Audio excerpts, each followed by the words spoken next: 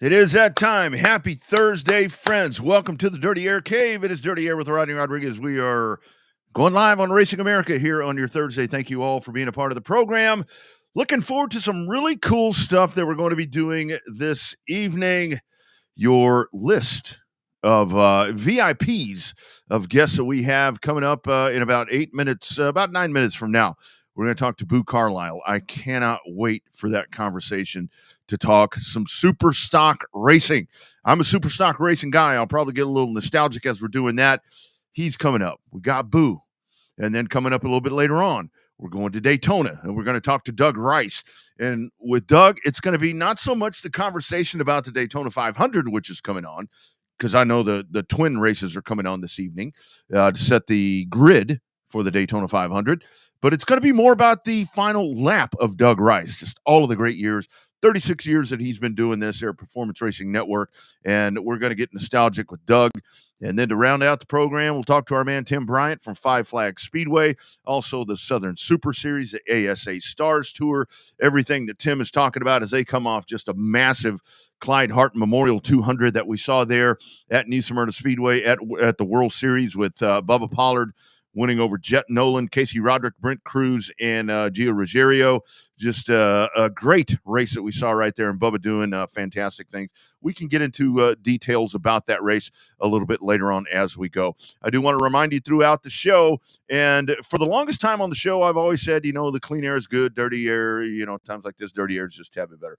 But last week on the episode number 1 here of season number 3, I threw out the Dirty Air Racing Show at gmail.com, which is what I'm wanting to do there is in 2024, I'm wanting to highlight local tracks around the country. We talked about Jackson. We talked about the Jackson area last week. Today we're kind of taking a little bit of a hiatus from that just because of the guest lineup that we have. But with those emails, I want you guys, the listeners, to send me the tracks that I need to be talking to those people that we need to be showcasing. It doesn't matter the state. It doesn't matter, like I said, Canada, Mexico, wherever. I have a feeling this is going to be very heavy on the northern part as we continue to have these conversations. But Dirty Air Racing Show at gmail.com. And why I go there right now is because with the tagline that I've used, forever about the clean air is good, times like this, dirty air is a tad bit better. I got an email wanting me to talk about one particular track, which is going to be on the itinerary here, probably in a couple of weeks that we're going to get to. And the fine person that sent me the email with the information said, I love what you're doing right there. I love that Racing America is bringing the show back and has the show in the same time slot, because a lot of us come back to Dirty Air because Dirty Air is where the short trackers gather. And man, I like that shit. So when I heard that, I'm like, oh man, I think that that may have replaced the other tagline because that just kind of sounds good. The Dirty Air, where the short trackers gather. I'm live right now. If you guys want to drop a comment right there, I especially wanted to go live right here at the beginning of the show because when Boo comes on, I think that that's something that is going to be super cool for folks to be able to interact with him with what he's doing.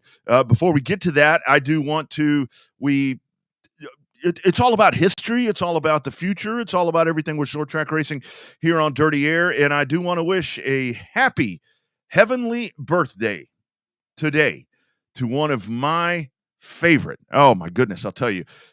This is not only one of the greatest short track drivers ever that many of us have had the opportunity to see, but this is just one of the best people that if you were able to know him, if you were able to, and like I said, watch him. Oh, Freddie Fryer, the Beaumont Flyer, as we call him here in the Texas area.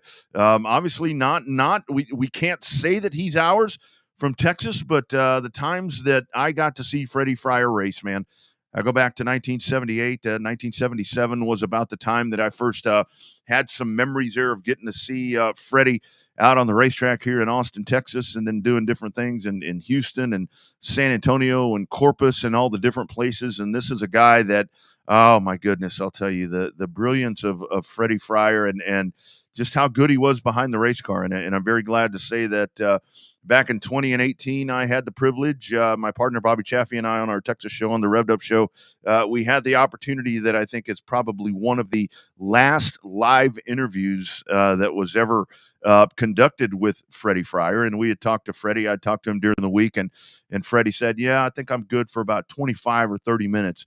That interview went an hour and 10 minutes of Freddie Fryer memories. So just absolutely great stuff. My show, as always, presented by Rogers Dabbs Chevrolet, GM Performance Parts, Brandon, Mississippi, the best price that you're going to find on GM parts and crate engines in the United States. You can go there, the best inventory. I'm telling you guys, it's almost $17 million worth of inventory that's sitting there. All of your build parts, everything is there. If you're looking for a quote, if you're looking for that GM stuff, let them know, let us know how we can get you those numbers, and we will definitely get that to you as well. Our friends at On Demand Shirts, I'm kicking the On Demand Shirts gear this evening, and I got to tell you, they do a really great job with the stuff, polos, T-shirts, all of that cool stuff. They're a local company out of San Antonio, and they will definitely get you. They're budget friendly. They are very budget friendly, and they'll get that done for you. So with Boo coming up, this is a discussion to me that is near and dear to my heart. I mean, like I've talked about in the past. For those of you that don't know, a lot of years myself racing street stocks and super stocks. As a matter of fact, this right here, kind of going back, I think this was probably about 2011, Thunderhill Raceway in Kyle, Texas, and this was one of my last super stock cars that I was able to race, and it was a team. My dad and uncle that did just tremendous work and did really cool stuff. And man, we had some damn good race cars. We were fortunate. We won a lot of races, won a lot of features, won a lot of heat races over my tenure. But super stocks and street stocks, that's the stuff that I drove. And man, I tell you, it's when I see what Boo's doing, it just it really goes to the heartstrings right there. And speaking of that, Boo's actually in the waiting room. But before I bring him on, kind of want to give you a little video sampling that I found from over the weekend of the Star Super Stock Tour. If you're a short track racer, if you're a super stock racer, if you're a street stock racer, this stuff right here is going to get your blood flowing.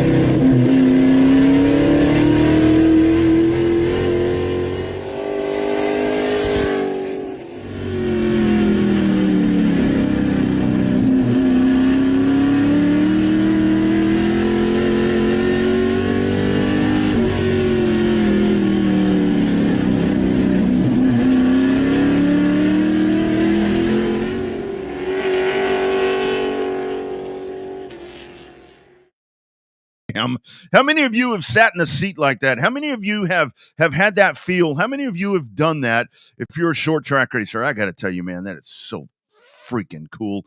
There is no other way to put it. I just love that absolutely right there. Going to bring Boo on here. Hang on one second. There we go. I think we got it all figured up right. Welcome to Dirty Air, Boo Carlisle. You got me all fired up over here, dude. I'm getting nostalgic watching that race winning number 48 car, showing pictures of all my old shit when I used to do this stuff. How you doing, brother? Good, man. Good. Getting ready to watch New Smyrna Night 7, but I want to talk a little Star Superstock Tour racing with you. So here I am. I appreciate the opportunity to be on, man. We got something great going. We're just trying to fine tune it, if you will. Yeah, well, I'll tell you what, man. You go to Florence and you come out of the box and kind of talk about the performance right there. Getting the first one, that first one under the belt is always a big thing. We'll talk about that, and then we'll kind of talk about your roots to all of that. But your thoughts after you get the first one done? Ah, man, it was a huge relief. It was a huge thing off the shoulders. You know, it was so much went into to getting the schedule done. This is the most aggressive schedule we've ever tried as far as having a touring series. So, you know, it was just a big relief to finally get it done. And We had 16 cars show up, 16 cars on the ground, and we had a phenomenal race. Went long green flag runs. I think it was 47 laps to end the show. So green, and I mean it was phenomenal racing. The second place man's chasing the leader down at the end. Lap traffic's coming into play. We had a national audience with Flo there. Me and Dale Jr. We formed a friendship over the years with me working for the Cars Tour. So he come up and told me how good a show it was after everything was done, and we drank some beers, and so hey man, it's great rolling into round two. So we got some things to work on, but we'll try to get those taken care of. We got a 10-week break before we really get into the thick of the schedule. Starting again April 27th at Lonesome Pine in Virginia. So we got a lot of happy people. Like I said, we got some stuff we got to work on, but we know that. Never want to get complacent. Always want to continue to make it better as it can possibly be. So I'm excited. Like I said, 16 cars, had a great race, a ton of momentum rolling into Lonesome Pine. Got a lot of people that wasn't there saying they're going to come to Lonesome Pine because they watched on Flow Racing and seen how great of a event it was. So, riding kind of high, chest out just a little bit, but very proud. Yeah, no doubt you should be. So, Boo, let's talk about it for you, man. You're a super stock racer. I mean, Yeah. this is what you do, man. The importance of this. Why did you feel the charge to do this? I mean, this is a division. I know in Texas we've had different variations where folks want to try to keep this alive, and it ain't worked for shit. But it really seems like you've got something there, and you've got folks behind you. Just kind of talk about why this is so near and dear to you, because I can see the passion and feel it just when you talk about it. Absolutely, man. I've been a blue collar guy my entire life.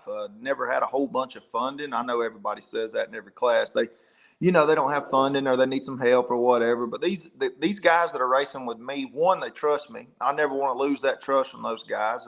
They could go race anywhere. Hell, they could go to Hickory Speedway on a weekly night.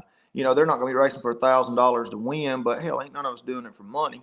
So I got the trust of these guys, and that's not something that I take very lightly. And again, these are blue collar guys. These aren't CEOs or supervisors or managers. These are guys you sit at the lunch table with and ask how your weekend was, and they're like, "Oh, well, I raced." So it's a hobby sport, and with my connections with the Cars Tour, it's opened up a whole bunch of doors, connection wise and partner wise, and the YouTube stuff, it really got street stock racing in the Southeast or maybe even in the nation back on the map. So I didn't have no intentions of that when I started a YouTube channel. I just wanted to be able to have memories on video of going racing, and that really, took off. So at the end of the day, man, it's like something to my knowledge that's never been done in the Southeast. And I'm proud to be the one to spearhead it, even though the phone rings with complaints sometimes. It's just part of it.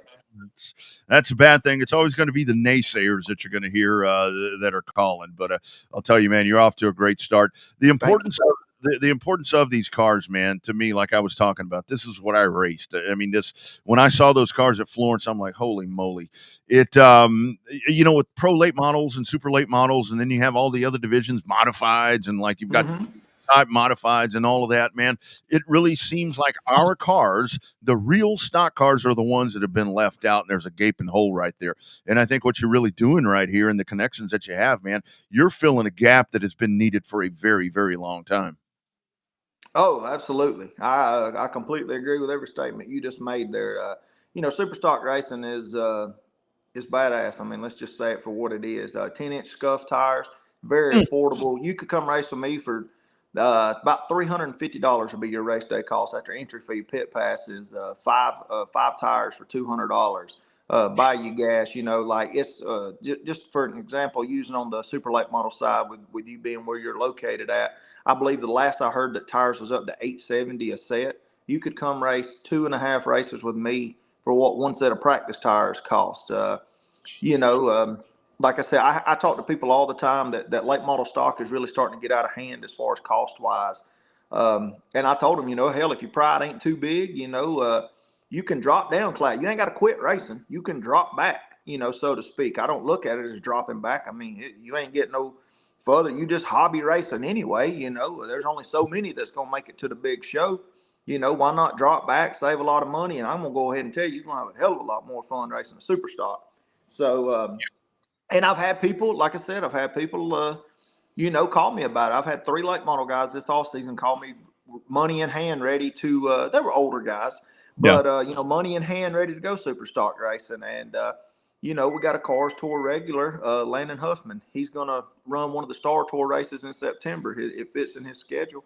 So that'll bring more eyes to us when we roll into Franklin County Speedway in Virginia in September 21st. No doubt about it. StarSSTour.com is the website right there for additional information on the tour. Kind of one of the questions that I was getting, and we don't have to get too detailed. I mean, folks can go right there. I've been to the site, the rules, everything is there. Kind of talk about the motor rules. What I like is that you've got a crate rule, you've got the home built open motor rule. There's different things right there. It gives the option. It gives the racer an option on how to economically support what they're wanting to do here. Absolutely. Again, everything we do, we got the racers, billfold in mind. How much fold money they got after they pay the power bill and feed the kids at the end of the week. We just hope there's enough left to go race them with us. Some weeks they are, and hell, the truth of the reality is some weeks there's not. So, we're glad for everybody that rolls through that gate. We got something great going right now, and there's a lot of interest. Some of these tracks we do try to go to, I try to bank that they have a weekly super stock class or something that would remotely fit into what we're doing. The only place that we have one track we go to in Franklin County Speedway where Landon's going to race that they do not have any type of weekly class. So, I'm kind of, as a promoter, I'm kind of worried about, car count with that. But I know if I can build a solid base, maybe we can carry 10 to 12 cars there. So, but your question as far as the motor rule goes, yes, probably 90% of our guys run 602 crate motors. The 602 crate motor is allowed a 502 barrel carburetor, and if you want to run a built motor, you have to run the smaller 352 barrel carburetor. But the option is still there to where if your daddy taught you how to build a small block 350, as you was growing up, and you want to use that option, it's there. So not many people take advantage of it, but there is 4 or 5 guys in the Carolina region, in the Mid Atlantic area, that still do run the built motors. But like I said, about 90% of them, 602 crates. It's hard to beat a crate motor, but there are guys that do it with built motors. Mm-hmm, mm-hmm. Boo, how important is it in your opinion? I've always said that, and it's not always possible, but folks that are going to do really good things in this sport, they have to have done it. They have to have driven. They have to have owned a car. I mean, I think that experience really helps you now with the promoter hat on. How does that help you doing something like this, which is something different? Because you've done it, you've been there, you understand some of the stuff that, like the CEOs and all that you're talking about, they don't know, that they have no idea. Talk about the experience factor, how you're leading and guiding the Star Superstock Tour. Oh man, I've said it many a times. I've been to the fair and seen the bear.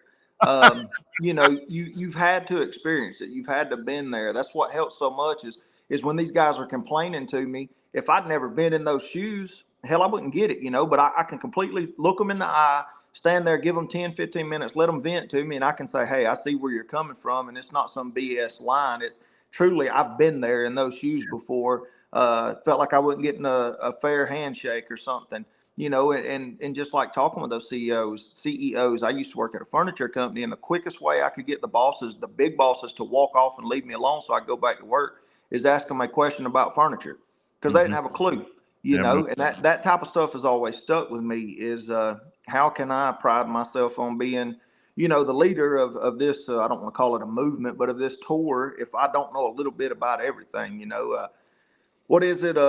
Jack of all trades, master of none. So, that's kind of what I'm looking to do. But yeah, like I said, man, the easiest way I know is I've been to the fair and seen the bear. So, and that, I think that goes into a lot with these guys trusting me. So, like I said, I know I'll repeat it again, but as long as I can keep these guys trust, I think we got something great to build on. If I ever lose it, we're in trouble. Absolutely. They got to have faith in you. That's definitely the key right there. All right, man. So you got some time off right here, like you talked about. Kind of wrap up the rest of the schedule. Talk about the places that you guys are going to be going, places to catch it, whether it's going to be Flow, wherever that may be. Kind of talk about that. Let's get eyeballs on this, because this is real racing right here, my man. Absolutely, man. We got a very aggressive schedule. I will say that I would rather build a race car over an off season and then try to put that schedule together again. There's just so many moving parts that have to fall into place. But we got 8 races on the schedule this year. We roll into Lonesome Pine Raceway, April 27th. That's going to be part with the Southeast Super Truck Series, and they have a deal with Pit Road TV. So it will not be on Flow. It'll be on Pit Road TV. The next time, Memorial Day weekend, Charlotte Speed Weeks, if you will be with the Cars Tour at Tri-County Motor Speedway, which that'll be on Flow. Then we roll into what is my home track in Anderson, South Carolina, the closest track to Georgia, on June 22nd. Then we take off the months of July and August because, people want to go on vacation. And who wants to be at the racetrack sweating to death? I love racing just as much as anybody else, but It's too damn hot. Nobody wants, swamp butt walking around the racetrack too much. So we'll take off July and August. We'll kick back off September 21st at Franklin County Speedway, a place where a majority of my guys have never seen existed. Then we'll leave from there. September, we will go to, August. I missed the August date. It's a to be announced date, but I've told enough people. Newport Speedway in Tennessee, they call it Baby Bristol, has not raced in, I believe it's 8 to 10 years. A bar owner has purchased it, and he has all intents of, he's got it wide open right now, trying to get it cleaned up. And if that's the case, that's a high bank quarter mile. Oh. That is one place where I've never stepped foot in it. I've always heard about it. Hope it happens. That'll be another deal with the Southeast Super Trucks. Then September 21st to the 3/8 mile of Franklin County. Then back in October, we'll go back to Tri-County for our second visit of the year. That's the only track that we visit 2 times. We'll be with the Cars Tour again there on October 12th. And then to end the season finale, we'll give away the Alliance Drive Away Solutions Cup. That is our points sponsor this year. Have a real nice cup with their logo on it and something that people's battling for, a season-long points battle. There ain't no playoffs. You just show up to all 8 races, score as many points as you can. We'll be at NASCAR's home track, the legendary Hickory Motor Speedway, for the Fall Brawl to end the year on November 9th. Wow, man, that's awesome. That is awesome. That is a great schedule. And I love what you're doing right there, because I see a lot of series, they start out and it's like 16 races and they lose their ass. It's one of those things. Yeah, absolutely.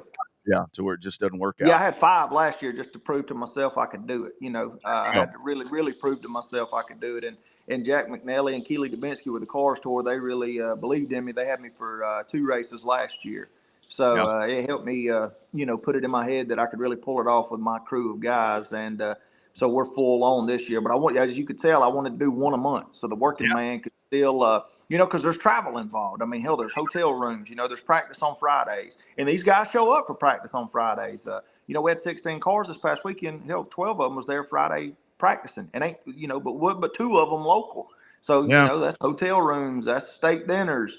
These guys are just as much in it. They got as much on the line as I do trying to make this work. So, I said, again, 3rd time, man, as long as I can keep their trust, I feel like we got a great thing going. No doubt about it. No doubt about it. Keep the trust and be fair. That's the main thing. That seems to be. That's the thing. Like I said, trying to find a happy medium for everybody. That's exactly right. All right, my man. Well, what about you? I mean, so I know myself the way that I gravitated to race announcing and doing this stuff was I was still racing and I would announce, and then it kind of worked out to where I worked myself out of racing. So you still are you still going to get to drive, or now are you stuck doing this? No, I'll still get to do it. Last year I done the Cars Tour vlog, the YouTube for them, and that was like 17 races. I still haven't got a straight answer yet as to if I'm going to do it this year or not. So if that falls through or don't come to fruition, hey man, it was a great ride. And I'll be able to slide through the window a whole lot more this year. But here's my problem, and I think you can catch on, Rodney. If I go race these local races like a Hickory or a Tri-County on Saturday night, what happens if I, slide the front end and get into somebody? Then they might not want to, come race with me. I know that's a big if, but I don't know that that's a if I want to take. So, we're going to travel this year. That's the plan. And when I say travel, I'm talking about, I got some guys in the Midwest that watch the YouTube stuff, the Kicking Asphalt stuff. And they wanted us to come out there, and they said, we'll help you get out here, whatever it takes, tire bill. We just want you to come out here. Same way, got some guys in New Hampshire, Indiana. And I'd really like to go do that. We got plans of going to Nashville Fairgrounds for the All-American 400 because, hell, we don't know how much longer Fairgrounds is going to be around, and I ain't never got to race it. So we're going to, pick and choose the big stuff to just like these guys, we got to work a little overtime and make sure we got some fold money in both pockets. But I don't think you'll see me at a 7 or 8 car Hickory too many times on Saturday nights this year, but you may see it once or twice. But like I said, man, just enough to scratch the itch. I just don't want to cause no problems in the big scheme of things. Yeah. I race about 1 or 2 times a year now, and that's about it. And it's like Just that's enough to scratch the itch, huh? just enough, man. We got a 3/8 mile short track, paved track here in Houston, man. Got to find a way to. Yeah, man, I know it.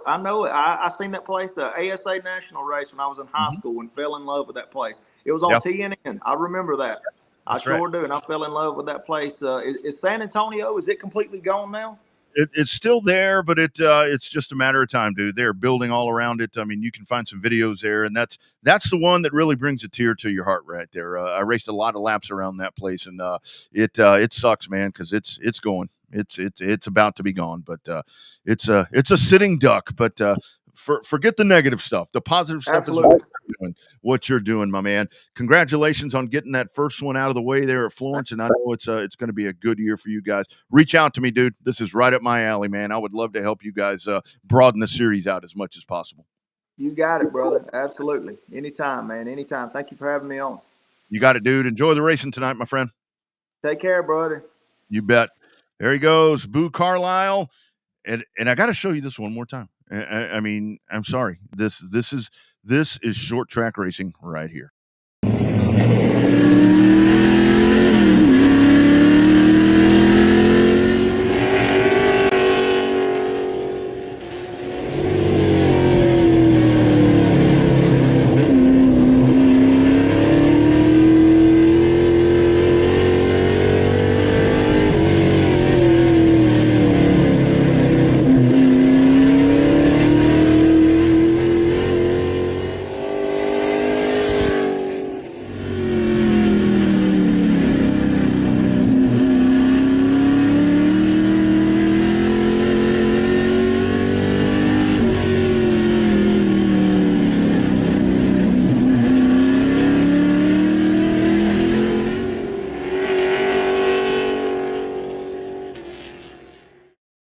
Those scenarios right there where I have to tell you where when we talk about the past of short track racing and the future of short track racing with this series, I think you have the combination of both.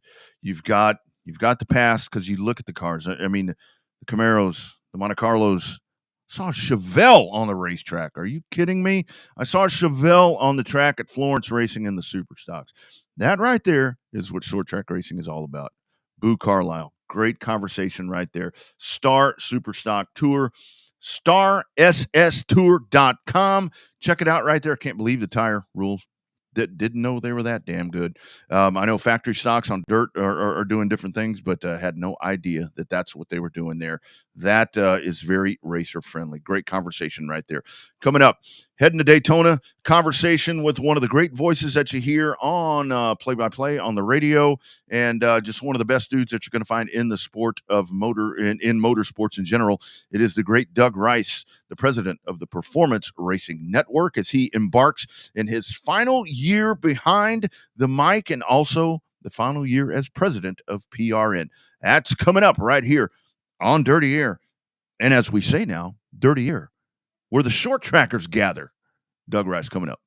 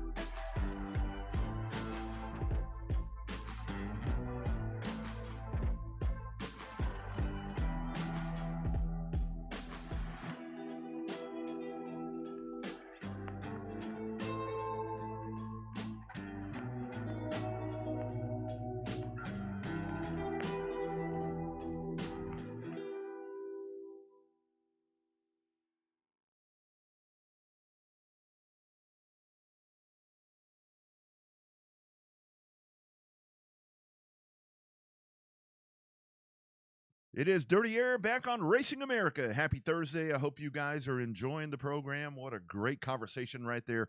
Talking short track racing with Boo Carlisle. How about that with what he is doing on the Superstock Tour right there? And that is something that we need. I love that we are doing that once again. And man, I think the sky is the limit right there for a series like that. All right, we're going to the hotline, and the hotline tonight presented by On Demand Shirts, San Antonio, Texas. You see me wearing the gear tonight, the On Demand stuff. Check them out on Facebook and On Demand Shirts. And this is a conversation that I'm about to have that I get so excited about. I mean, I get to talk to race drivers, I get to talk to all of the great team owners and everything that we do here on Dirty Air. But when I get to talk to folks that really inspire me to be a race announcer, broadcaster, whatever you want to call it, that's what it's all about. Going to the hotline, and we're going to the World Center of Racing. It is the man himself, Mr. Doug Rice. He is the voice of the Performance Racing Network and also the president there of PRN. Mr. Rice, how we doing? Rodney, I'm doing great. Thanks for having me on. You've done really well for yourself in this business, so it's always fun to come on and chat a little racing here with you as we're counting down to the Daytona 500. Yes, sir. We're getting down to it. Before we talk about some other stuff, give me a breakdown. I mean, full disclosure, we're doing this on Wednesday. It's media day there for the 500. Kind of talk about the buzz and everything happening right there. I mean, I think we're in a transition here to where folks in different places and everything. What's the feel happening there with media day? Well, media day for myself and Brad Gilley, also from PRN, we are given a station and they literally bring every driver that's going to be in the Daytona 500 live for us to chat to. That's from BJ McLeod to Denny Hamlin to a guy that's a dual role. He's a Hall of Famer and a race car driver this weekend, Jimmy Johnson. Yeah. And we get 10 minutes with him. I think two of the big stories here, in my mind, are around a couple of drivers that have not won this race. One of them's Kyle Busch. The other one's Brad Keselowski. They've been coming here and leaving with no trophy. Yeah. So, and after a while, this, that feels its own narrative. And so we're all kind of sucked into that storyline. I think another one is Denny Hamlin. Mm-hmm. He's gaudy. He's won this race 3 times, and he understands how to do this. And it's funny. We just got through talking to Joey Logano. We were talking about plate racers. They don't want restrictor plates anymore, but this type of racing. And there are about 5 drivers who are always at the front. He's one of them. Mm-hmm. Ryan Blaney is one of them. Brad Keselowski, Denny Hamlin. Those 4 guys, watch this race on Sunday. They are always near the front of the pack. And that's why they're all kind of prohibited favorites to win here. Yeah, it's even with the cars changing and everything, it's still the same guys that do the really good things. And Doug, I'm glad you mentioned that because let's talk about when we talk about watching the race versus what you guys do with PRN. I mean, you guys and MRN. To me, I'm old school. I love listening to football games. I love listening to baseball games, and I love listening to races. Let's talk about the impact of what you guys do because I turn the volume down and listen to you guys. It is such a great job that you guys do when you call these races.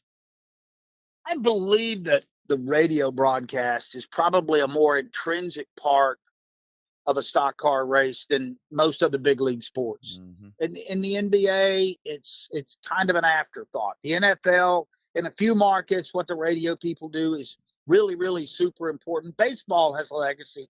I feel like our sport is tied to the radio maybe more than almost any other sport because a lot of people grew up not being able to watch the race. A lot of our fans are truck drivers and they have to listen. So it's just a big part of it. And I'll take our broadcast team and the complexity of what we do on race day and put it up against any sport in the world. You do football, you might have 3 people. You might have 2 people in the booth and a sideline reporter that works for 60 seconds.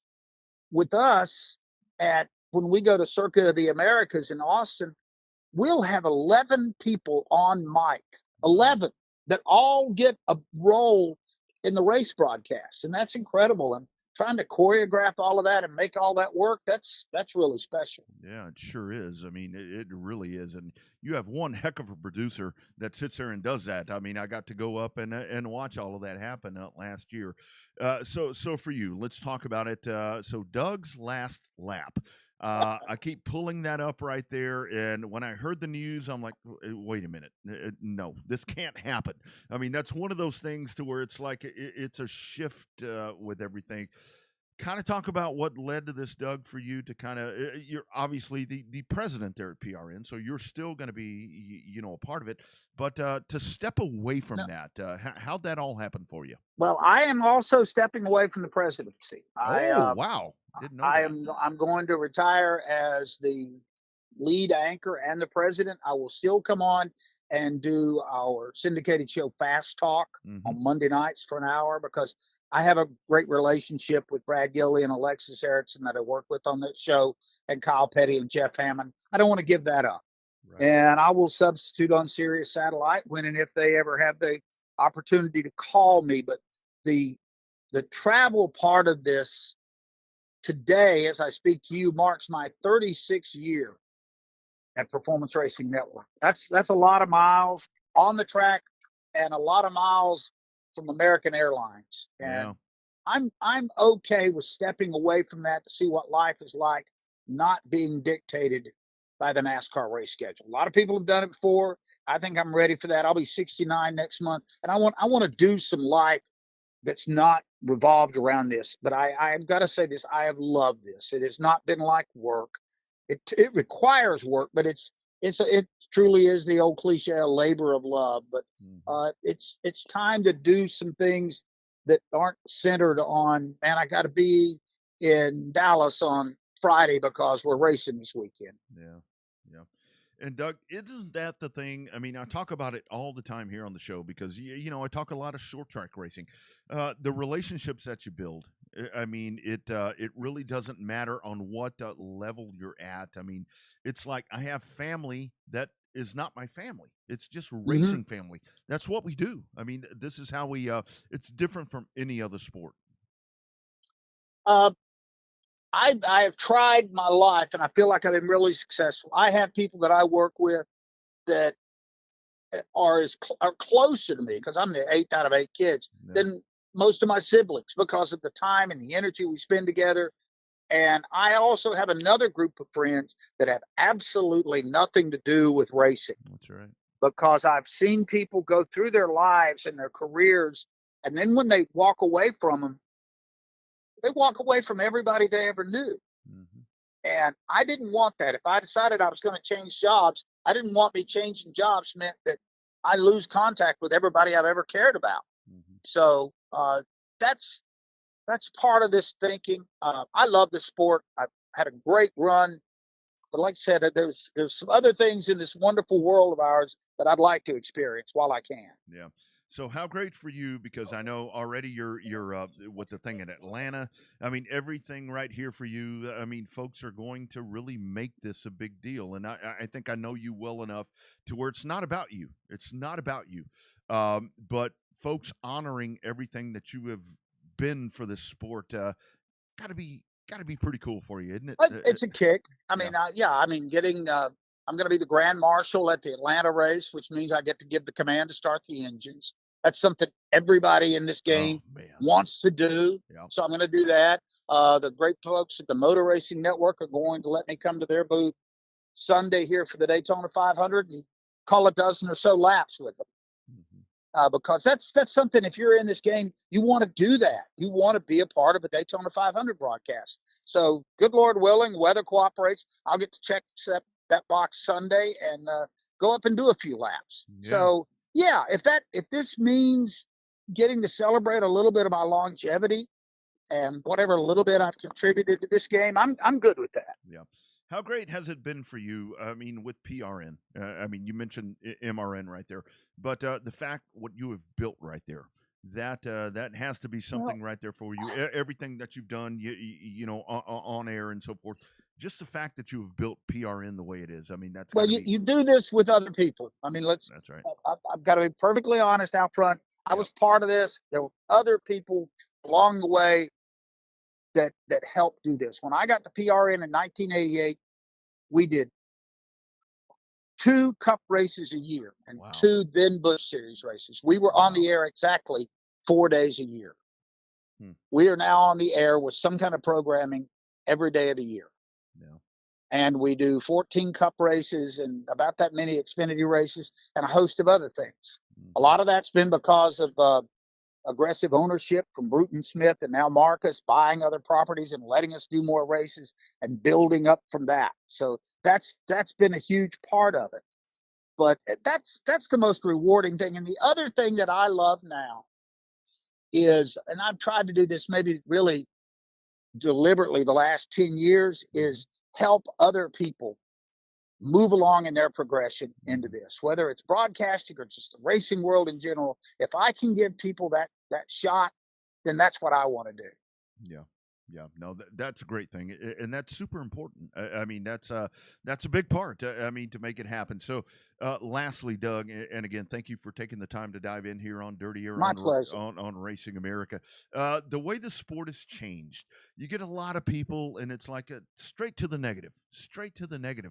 But by golly, man, we are mainstream right now. I don't care if it's NASCAR, the Truck Series, Xfinity, short track racing. My goodness, we are a major player when it comes to sports these days, and you've sat there and watched the whole thing as it's gone along. Yeah, we are. I mean, I'm down here in Daytona. They're sold out tomorrow. They've been sold out for months. Yep. And a half a dozen other races are already sold out this year. TV ratings are pretty solid. They just got through with a really great Netflix series. So there's a lot to be celebrated here. And I have spent most of my life trying to stay away from negative people. Yeah. I don't need that. Yes, that's exactly correct. Mr. Rice, thank you for jumping on here with me and being a part of my Daytona coverage as we go in with the Racing America. So proud of what you have done. So proud to talk to you. Let's keep in touch. I'm so honored. All right, Rodney, we'll do. Keep doing what you're doing, man. You're doing great. I appreciate you. You bet. Take care, my friend. All righty. Bye-bye. You bet. There he goes, Doug Rice. What a great conversation there in Daytona. That was actually yesterday at Media Day. And the funny thing is, as Doug was talking about right there, he mentioned at the beginning of that, he mentioned Joey Logano, as we say, Joey Logano, who's on the pole. Joey Logano on the outside. It'll be Michael McDowell. You got a couple of Fords. You got a couple of the Dark Horse Mustangs up at the front. And as I look right now, as we come back live into the Dirty Air studio here in Texas, it looks like race number 1 is going on, and you got good old Jimmy Johnson there trying to race his way into the field. Great conversation there with Doug Rice, and honored that Doug took some time here as he embarks on his final year. Doug's last lap as he dives off. Coming up, my man Tim Bryant is going to jump on. Tim Bryant going to talk about, obviously, man, how about that Clyde Hart Memorial 200? What a race here at New Smyrna on Tuesday night. They got after it right there. ASA Stars Tour, Southern Super Series, and the one thing that I definitely want to hone into and talk to him about, my partners at Rogers Dabbs Chevrolet GM Performance. Now we have a massive pro late model program that is going to be kicking off this year. We'll go in detail with that when Tim Bryant joins Dirty Air. It's Dirty Air. It's where the short trackers gather.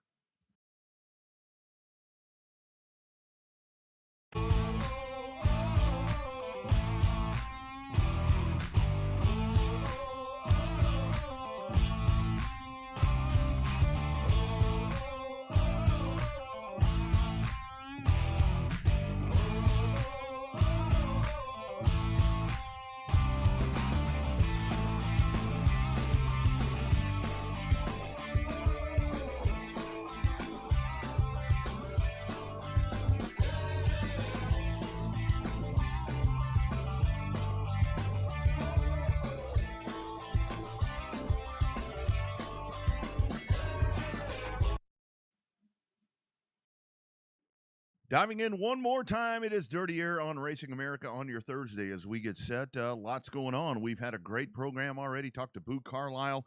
We had that surprise right there with Doug Rice checking in, giving us, talking about everything that Doug Rice talks about. Really cool stuff right there.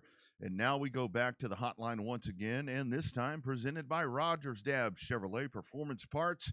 And very excited to welcome to the program here to Dirty Air. It is our man, Mr. Tim Bryant. Tim, how we doing, sir? Hey, Rodney. Good afternoon. And man, it's racing season full bore already. An exciting time, I think, for 2024. Yeah, it seems like it. We are at it again. You guys in Florida have been doing it on the asphalt and the dirt, so I think everybody's catching up at this point. So, Tim, a couple of things I wanted to chat with you about this evening. First and foremost, I have to ask you. So, coming off of what a great debut right there at New Smyrna with the Clyde Hart Memorial 200, kind of break that one down there for the ASA Stars National Tour. What a show we saw on Tuesday night there at NSS. Man, there was a lot of energy down here, Rodney, and from a very selfish standpoint, we're excited about it because the next stop on the ASA Stars Tour is back home in Pensacola. So again, we're excited about that. But this weekend, there's a lot of cars down here. Of course, a lot of things go on in and around Speed Week, so all the tracks are busy down here. But a tremendous car count for super late models, over 50 cars entered for this race, which was also race number 2 on our Southern Super Series schedule for 2024. And man, so competitive. I mean, there was some really good cars in the last chance race. And you know what? The cream rises to the top, as they say. And at the end of 200 laps last night, it come down to a shootout between Bubba Pollard, Casey Roderick, and Ty Majeski.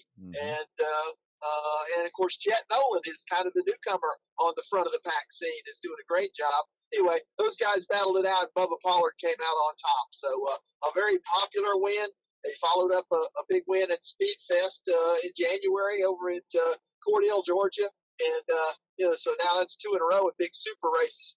Bubba is really on a roll, and we can't help but think back to the Snowball Derby that in a lot of people's eyes, including his, he should have won and didn't. So he may be on a redemption tour in 2024. Yeah, sounds like it. We're seeing a lot of momentum right there for old BP in the 26 car. How great to open up the season like that. I mean, it's one thing. Obviously, that's a marquee event with Speed weeks, whatever you want to call it.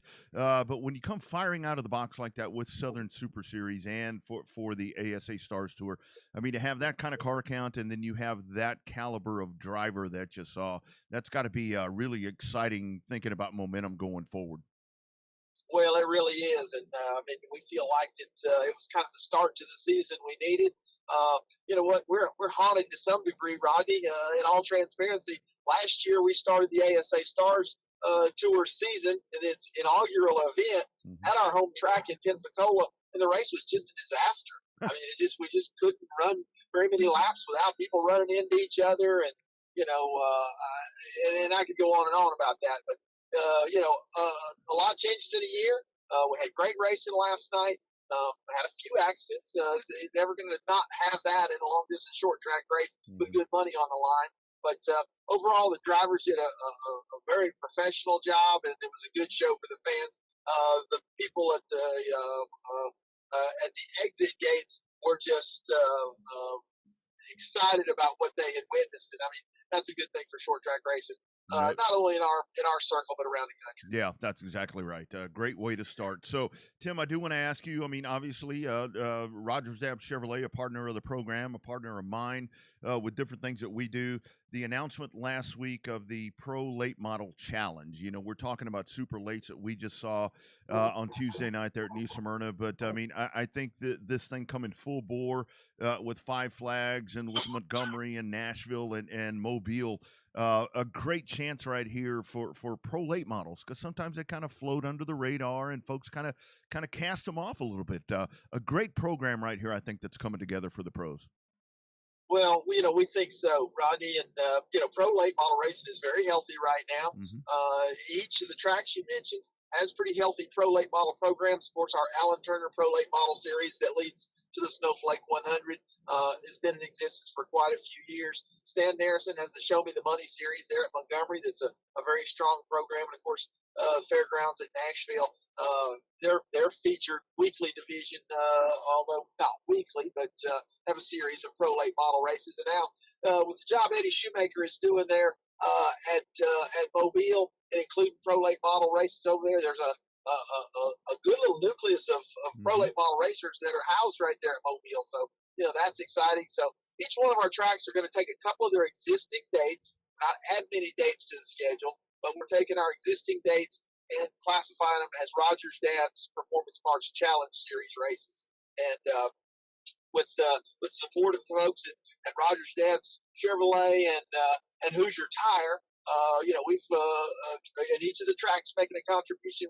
We've established a nice little points fund, a little extra incentive for the pro guys. Yeah, absolutely. I think that's a great thing, and kind of something that you touched on right there. It really seems like between the tracks working together, and obviously with Hoosier, what they're doing, tire changes and all that, trying to do things to benefit the racers and so forth.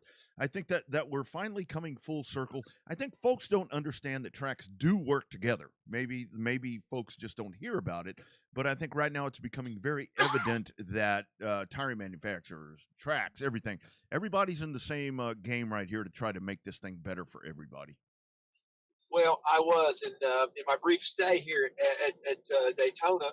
I was able to attend the annual RPM workshops. It's a racing promotion monthly. It's a monthly newsletter. It goes out to all the promoters, and they have a couple of sessions each time.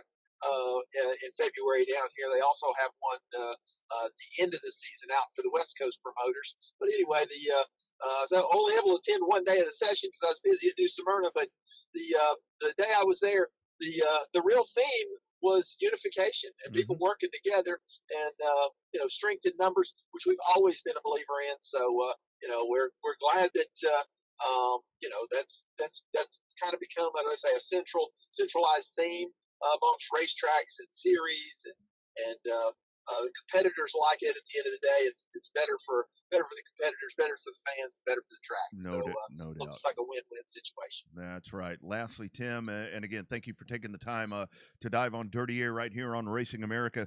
Let's talk about, obviously your track, Five Flags Speedway. You guys, you're getting fired off here. We're just a few weeks out. Kind of talk about that opener right there. You were flying those turnstiles open in grand fashion here in 2024 out at Five Flags Speedway. You know what? We've had an ARCA East race for several years, Rodney. And we really wanted to put a little extra pizzazz in that weekend. So with our partner Bob Sargent from Track Enterprises, we come up with the idea that we would do a big ARCA East race as we had been, and put the ASA Stars National event that we start our season with on the same weekend. So It's actually a triple header weekend. We're running Outlaws, Sportsmen, and Pure Stocks, our local guys, on Friday night. On Saturday, we're going to have the Pensacola 150, the ARCA Menard Series East Division, and we're going to also have our Crown Vic race on Saturday night. And then on Sunday, March 24th, we'll also have practice for the ASA cars and Southern Super Series cars on Saturday. But on Sunday, it's ultimately a one-day show for those guys. The super late models will be featured in only attraction on Sunday. At 12 o'clock noon, we'll send the first car out on the track for qualification, and then we'll follow that immediately with a last chance race if necessary, and come right back with a 200-lap race. So starting it off a big weekend, as you said, and we got our tickets are on sale now, available online at fiveflagspeedway.com. So hopefully we can get some good support for that. It'll be a good way to kick off spring. No doubt about it. Looking forward to that. Another grand year coming up at Five Flags Speedway, along with Southern Super Series, ASA Stars Tour. It's going to be a grand time. And then, of course, the Pro Late Model Challenge presented there by Rogers Dabbs Chevrolet. Tim, as always, a pleasure to get to chat with you. Thank you for taking the time. I know you've been on the road, and it's just getting going for you. Thank you so much, and looking forward to a great 2024 for everything that you're involved with. Thank you, Rodney. Always a pleasure to be with you on Dirty Air, and we look forward to your next visit to Five Flags Speedway. Absolutely. We will see you soon, sir. Take care and be well.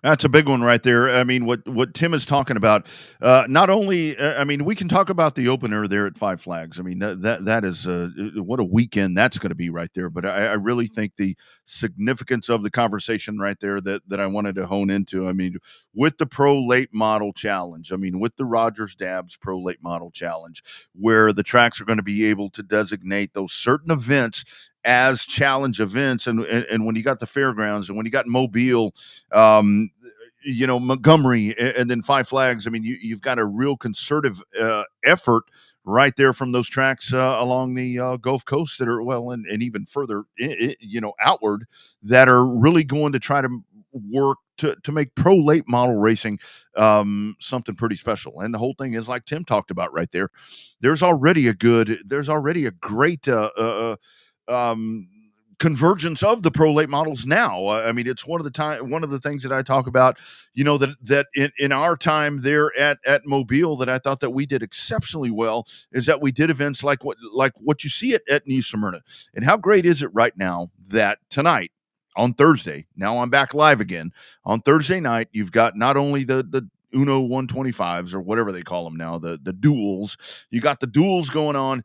You got Volusia, and you've got New Smyrna, the World Series. All of that happening right there in Florida. But kind of going back to what I'm talking about right there, kind of with the concept of what happens at New Smyrna is what we did at Mobile with the pro late models, where we ran 30 lap, 35 lap, 40 lap main events for the pro late models, and it allowed those teams that maybe aren't that can't afford to run the Baby Rattler and the Snowflake and all these different races. It gave them a place to race, and I think what this really does is bringing pro late model racing to the forefront as a major contender this year. And as Tim talked about right there, there's a lot of them.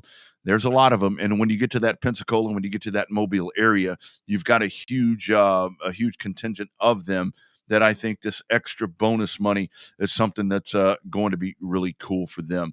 Again, guys, I do want your racetracks, and I've gotten probably about 4 of them already just after the debut here in 2024. Dirty Air Racing Show at gmail.com, the 2024 Local Track Spotlight. Want to set aside a segment each and every Dirty Air program with the great exposure that we have on every platform on Racing America, whether it be on Twitch, whether it be on Facebook, whether it be on Twitter, or X, or whether it be at racingamerica.tv. I want to showcase your track, and it doesn't have to be a big old, thing. I just want somebody to come on and talk about these racetracks. I want, the power of conversation, like Boo Carlisle was talking about there earlier today. On the program, one of the great guests that we had here tonight. I just think that so much of it is to get this stuff in front of people. I think it was Lakeview. I think I saw today that Lakeview is now doing something to where it's like, whatever the admission is, you get a $5 general admission coupon, and we're watching racetracks do different things to try to get folks inside the turnstiles. And that's I say turnstiles because I know it's a gate. I know it's a gate. But when I go and I talk to somebody and I'm like, I'm in the business of trying to get folks through my short track racing turnstiles, they're like, damn, turnstiles. Hey, by the time they get there, they don't even remember that. So that's what it's all about right there. It's all about working together. And like what Tim is talking about right there, what Rogers Dabbs is doing, I think it's a really cool concept there with the pro late models. All right, guys, I know you have racing to watch as we were getting fired off, as I said, with New Smyrna, with Volusia, with what's going on at Daytona 500 coming up actually on Sunday. Programming note, if you are interested in some of the NASCAR stuff, I work daily with Texas Sports Unfiltered, and that's kind of one of the local Austin area outlets for sports. I'm going to be doing a Daytona 500 special. That'll be at noon Central. So if you want to jump on, be checking out there on Facebook, I'll put a link up there and you can dive on, and that's going to be live as well. So you can jump in on chat and we can do picks and all that good stuff. And I'll probably even post up. We've got a NASCAR fantasy league and all this different stuff that we do for all of that. But that's all of that stuff. Thank you, Boo Carlisle, for checking in. Thank you, Doug Rice, for taking time yesterday for being a part of the program on Doug's last lap. Man, that's pretty flattering right there that Doug was able to do that with me. And, of course, the great Tim Bryant jumping on as he makes his way back to Pensacola, Florida, getting set for their season opener coming up in March. And I got to tell you, one of the events that I'm looking forward to when talking to Tim right there, I didn't even ask him about it. But, man, I can't wait this year. that you're going to go. We're going back old school, guys. We're going back old school, and it's only fitting that I mention this on this program, talking about old school super stocks and all this stuff. We're going back old school to the Pensacola Friday, Mobile Saturday. Hot damn. That right there is going to be pretty dadgum cool. Cannot wait for that one. Really cool stuff. Show presented by Rogers Dabbs Chevrolet, GM Performance, Brandon, Mississippi. Thanks to those great folks, all of your GM performance parts, as well as GM replacement and build parts, and, of course, the crate motors. All of that is there. Once again, a big happy birthday to our man, Freddie Fryer. Celebrating that dude right there in the orange Camaro. He's in the orange Camaro right there, the orange Nova, several different cars that we saw Freddie in. One of the best. Speaking of orange Camaros, yeah, got to show it one more time, especially since Boo was on. That's one of my old cars right there. Well, that son of a gun used to haul ass right around Thunder Hill Raceway in Kyle. Thank you all for being a part of the program. You can actually catch the audio podcast of this coming up. Just search Dirty Air with the Rodney Rodriguez. You'll find that on iTunes. You'll find it on Google Play, Spotify, you name it. Spreaker, not Streaker, not like at the Super Bowl. Spreaker with a P. You'll find all of that right there. You can stay up to date. If you're traveling, you can listen to this show and be a part of all of that cool stuff. Thank you all for being a part of the program. We're going to do it again next Thursday, 6 p.m. Central, 7 o'clock Eastern.